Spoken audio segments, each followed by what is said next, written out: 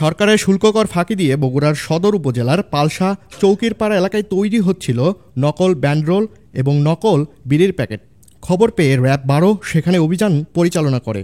এই এলাকার রোহান প্রিন্টিং নামে একটি ছাপার কারখানায় তৈরি করে রাখা ছিল জাতীয় রাজস্ব বোর্ডের শুল্ক কর পরিশোধিত বিপুল সংখ্যক নকল ব্যান্ডরোল। এছাড়াও বই ছাপানোর আড়ালে গোপনে তৈরি করা হচ্ছিল বিভিন্ন বিড়ির প্যাকেট। এ সময় ছাপা কারখানার কর্মচারী সহ ৪ জনকে গ্রেপ্তার করে র্যাব। এই পর্যন্ত ৪ জন অ্যারেস্ট আছে। সংশ্লিষ্ট আরো যারা আছে তাকে আমরা বের করার চেষ্টা করতেছি।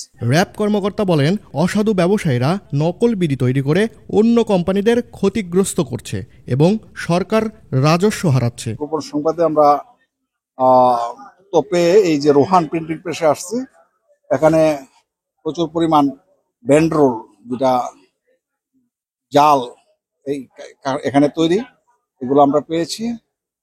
এই ব্যান্ডরোলগুলো দিয়ে যে বিড়ি মুরকের উপরে যেটা লাগানো হয় আর কি, এটা নিয়ম হলো রাজস্ব আদায় করে সরকার থেকে কিনা, কিন্তু এখানে বানানোর কারণে একদিকে সরকার যেমন রাজস্ব থেকে বঞ্চিত হচ্ছে, অপরদিকে বৈধ যে কোম্পানিগুলো আছে যেমন আকিজ বিড়ি, সোনালী বিড়ি, এই ধরনের এখানে প্রচুর, আপনারাও দেখছেন আকিজ প্লেট আছে এবং প্যাকেট আছে এবং সোনালী বিড়ির প্রচুর প্যাকেট সামগ্রী আছে।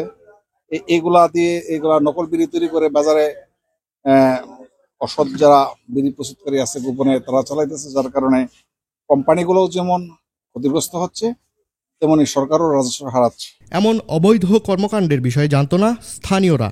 সবার চোখে ধুলো দিয়ে দিনের পর দিন ছাপাখানায় চলছিল এমন অবৈধ কর্মকাণ্ড।